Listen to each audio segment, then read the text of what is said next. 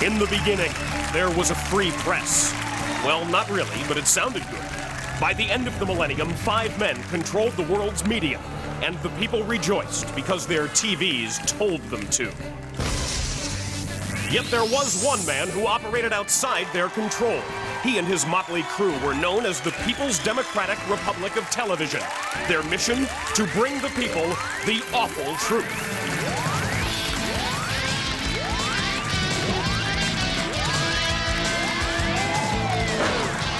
Tonight, from somewhere inside the PDR TV, please welcome Michael Moore.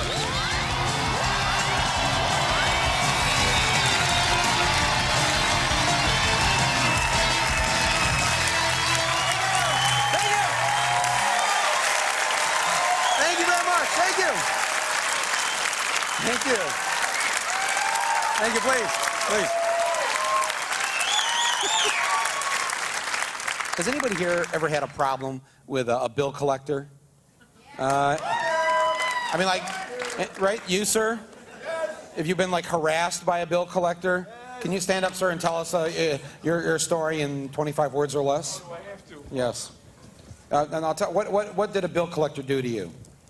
What did they do to me? Yeah. They wanted to garnish my wages and contact my work, and they did contact my work. Really? Yeah. And what had you done wrong?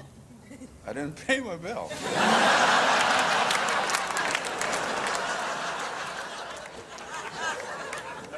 Stand up. Yeah. You have to pay your bills, right? I realized, come on, it was a student loan. Oh, is this a student loan? Yes, and those of us who didn't go to college are happy to pay for you deadbeat English majors. Is there anyone here with a legitimate complaint? For over a year, we got a bill for $0.00. And they kept sending us this bill. I wrote them a check for $0.00. We still got bills and threats. Wow. Okay, wait a minute. In the middle here, and what happened to you? The electric company in Michigan billed me for services while I lived in Illinois. And because I refused to pay it because I didn't live there, they put it on my credit report and I got denied a loan. Isn't this incredible how this happened? Wouldn't it be nice if there was a bill collector on our side? Huh? You know? I mean, what other show would even think about doing that?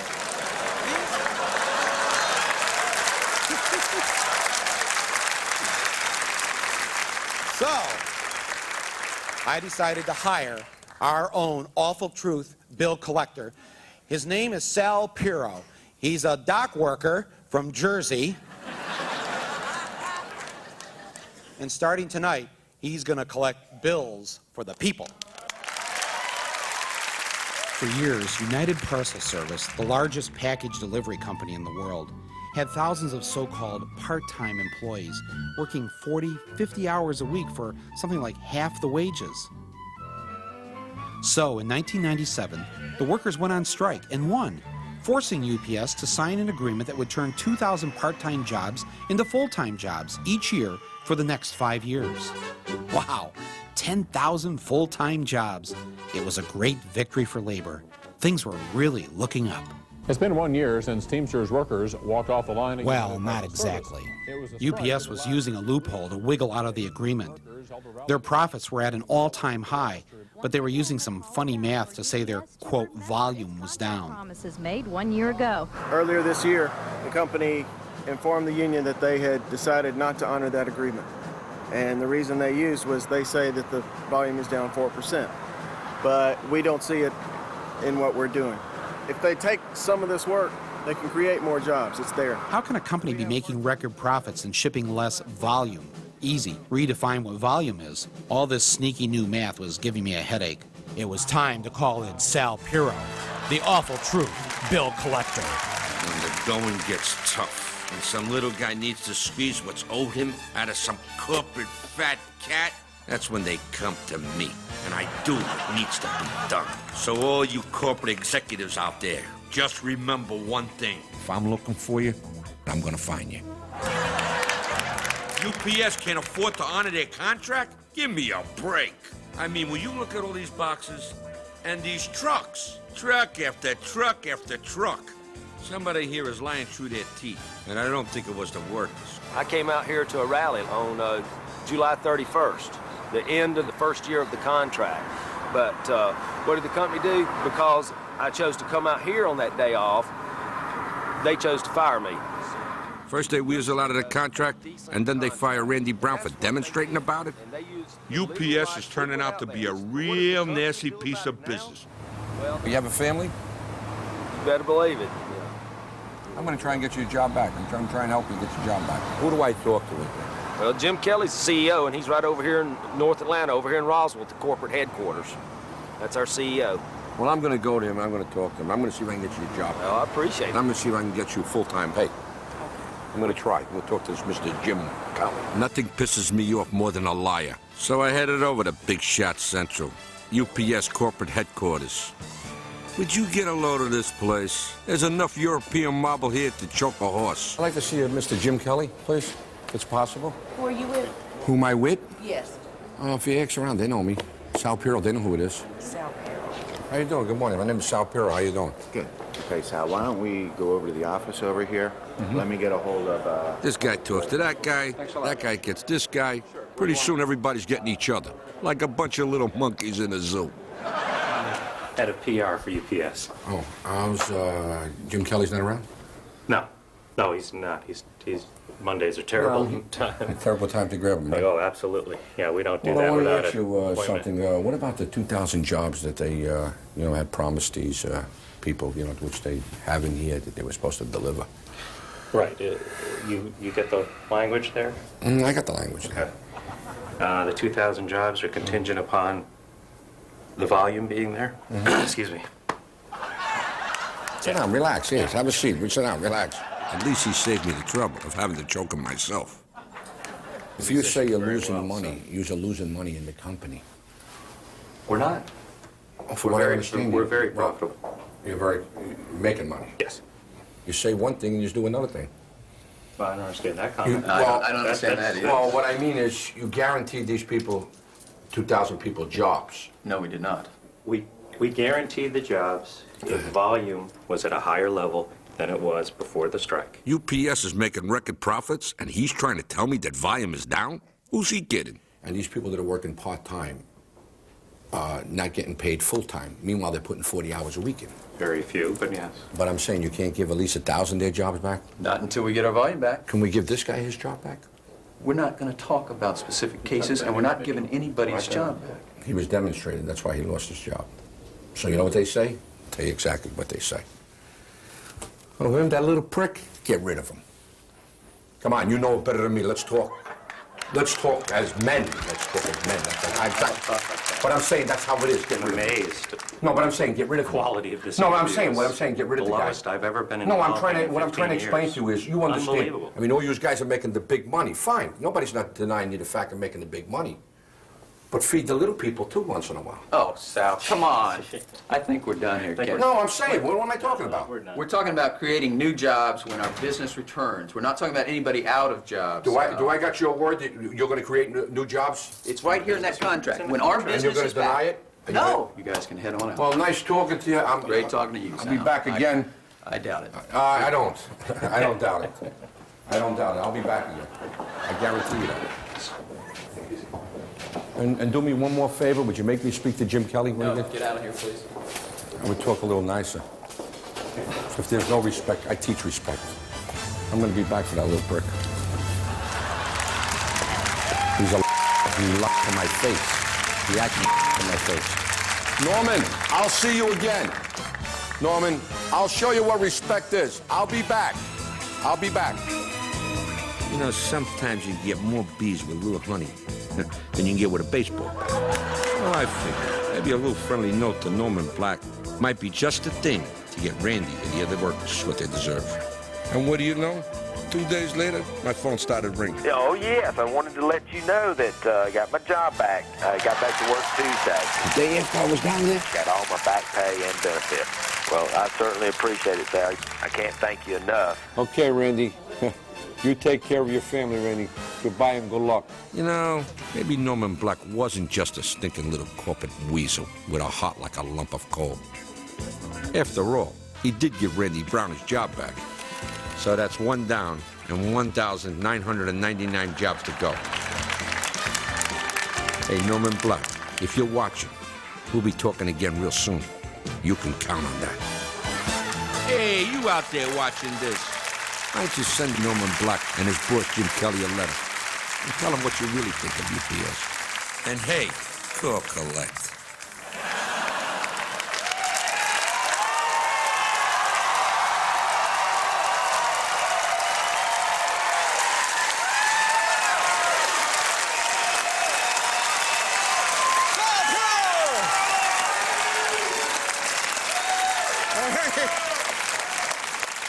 Now, Sal, would you be willing to do this again for us if we need any help? Guaranteed.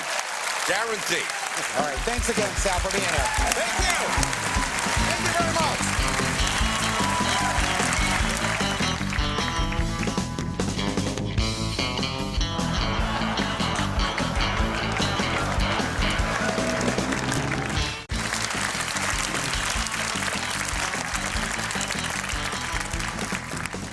We were down in Washington, D.C. on the first day of the impeachment hearings, and we ran into somebody that we thought should have been called as a witness, but as you know, the Republicans only wanted to call Ken Starr. We found a much better witness that should have been testifying in front of Congress, and so we bring him to you, the American and British public, tonight on The Awful Truth. Ken Starr claims to be an independent counsel. He's not independent, and I know about independence because I wrote the Declaration of Friggin' Independence. Hey, Ken Starr, you want a piece of me? I'm Thomas Jefferson. Hey, you want to mess with Tommy Jefferson? I fooled around on the side. You want to bring down our government? Huh? You want to go back in time and bring me down? You don't mess with me. We're going to go colonial on your ass. The best way to judge if somebody is telling you the truth is not just rely on the moment under the spotlight or the heat of the moment. If you're going after William Jefferson Clinton, why don't you impeach Tom Jefferson, huh? What do you say? Don't you think? I mean, everybody's human. We all make mistakes. I had an affair, big friggin' deal. It shouldn't be part of national politics. Is it okay if I take the podium for 5 minutes? Now, this is good theater over here, but the question is Ken Starr unfair? Is he a partisan hack? Is it theater, or is it based on history? No, it's all about sex, isn't it? Thank you. Thank you, Mr. President.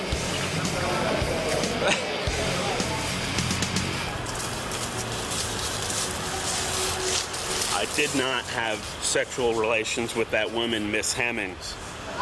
That's what I told them back then. Everybody lies about sex. Big deal. Big deal. Thank you. Now, during the better part of 1998 and 99, of course, the country was distracted with Monica Gate and the impeachment and everything, but I guess most importantly, Clinton was distracted, right? And I know most of you are thinking, yeah, he's distracted by sex, but I think there's something else here. There seems to be something that is in common with all of the women that Clinton seems to be attracted to, all right? Whether it's Jennifer Flowers or Paula Jones or Monica Lewinsky, what's the one thing they all have in common? Big hair, all right? And if it takes big hair to get his attention back on the problems of the country, then I say let's put big hair on him. We're worried that Social Security is going to go down the toilet, that our old people aren't going to be taken care of. Put big hair on the old people. You know, he'll pay some attention to them. Our schools are crumbling. Make all the little kids wear big high hair. Beehives, bouffants, you know. We'll get Clinton's attention on it. You know, a lot has happened in the last year or two while he's been distracted with this whole impeachment thing. And one of those things is the fact that both India and Pakistan have developed the atomic bomb. It used to be 5 countries, then it was 7 countries, and now it's like 9 or 10 countries have the bomb. And seeing how if India and Pakistan want to be part of the nuclear club, I know a lot about that, having lived through the Cold War. Maybe I could go there and help them become, really good members of our atomic society, all right? So that's what I decided to do. Check this out. After years of being promised the possibility of all-out nuclear holocaust, one day in 1990, the Soviet Union just folded its tent and went home. No more Cold War, no more communist infiltrators, and of course, no more duck and cover. There was a turtle by the name of Bert, and Bert the turtle was very alert. When I was a kid, we were taught that if you just hit the deck and covered your head, you could actually survive an atomic explosion. But now the duck and cover had become obsolete. Sure, there were still 22,000 Russian nukes hanging around, but Russia was pretty stable, right? But last year, a whole new Cold War and arms race began between India and Pakistan. Pakistan today successfully conducted 5 nuclear tests. 2 of the poorest countries on Earth found the money to explode atomic bombs of their own. They've been enemies for years, and now they've decided to go nuclear. To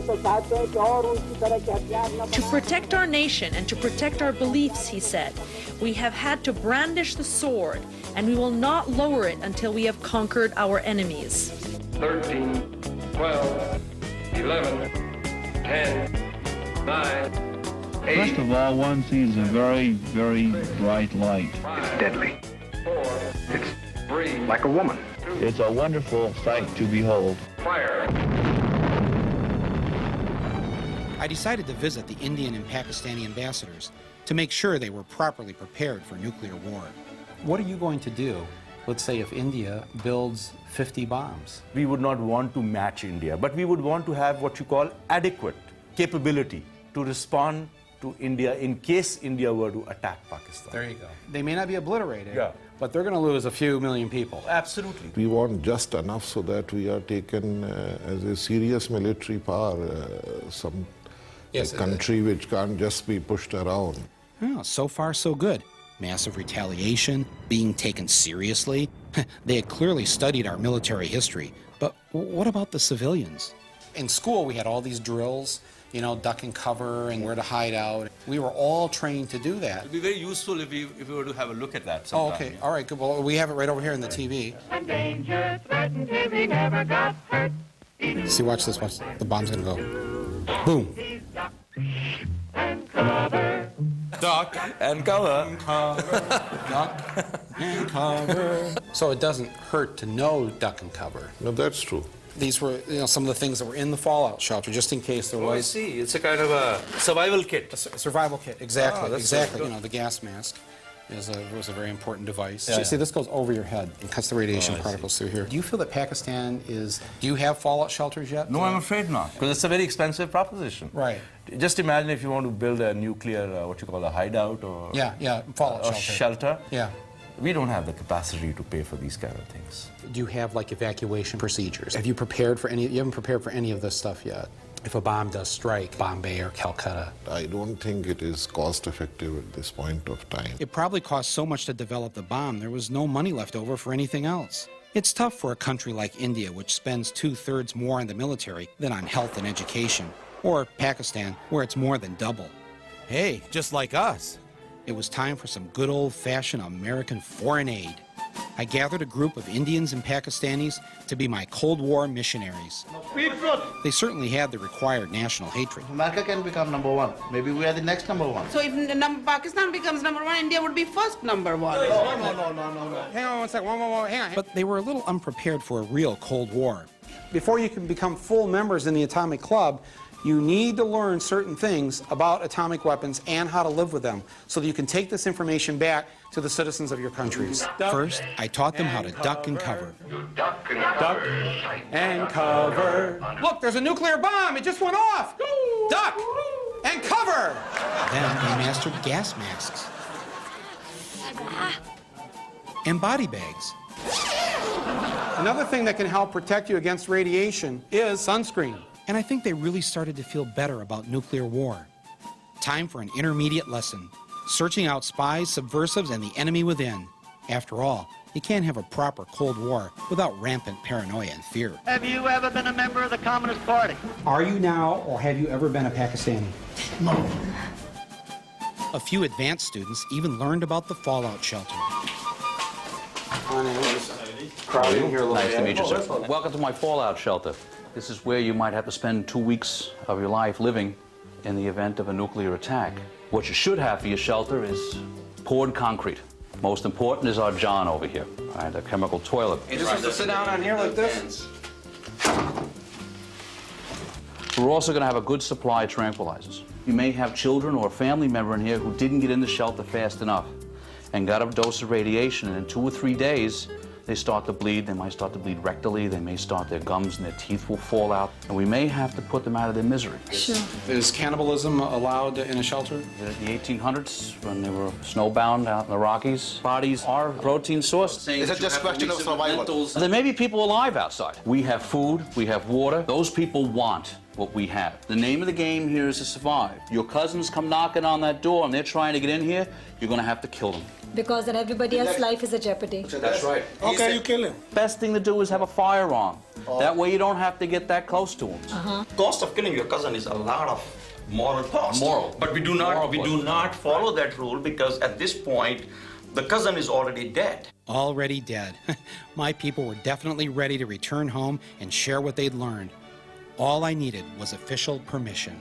Would you take our help for just your own defense and protection of your people? Well, if you were to give it to us and we don't have to pay for it, we'd welcome it. Whatever information or systems are available is most welcome. Thank you for allowing me to send people over there to instruct the people of Pakistan. Most welcome, and we'll give you a visa. You require a visa, of course. You need a visa. Okay. How much does that cost? Oh, well, this is a good cause. We may not charge you for it. Oh, no charges. Okay. All right. Because I like free stuff, you know. I'd love to reach out to the Indian people and provide them with these resources. That's a very handsome offer. Oh, thank you very much.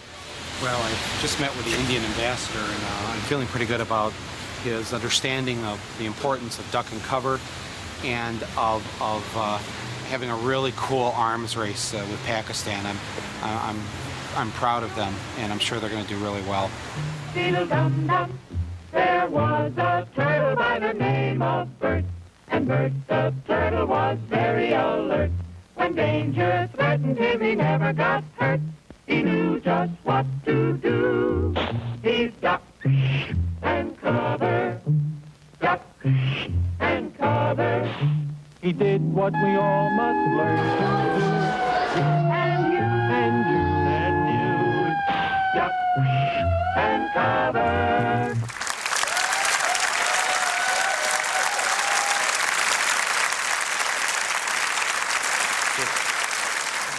All right, thank you very much. Thank you very much.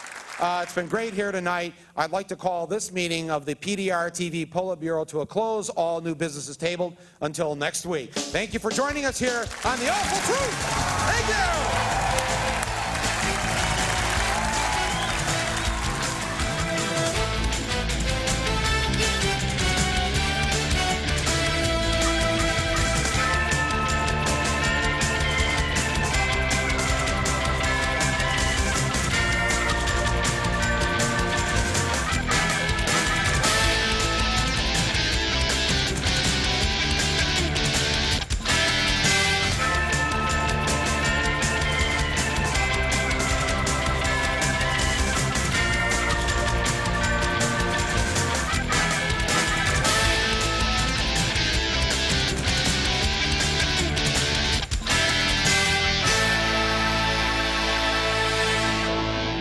Michael, listen to me very carefully.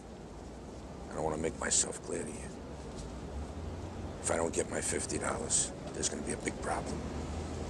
You're never getting your $50. I want the $50, you understand? Hey, fuck you, Sal. Fuck you. No, fuck you. Fuck you.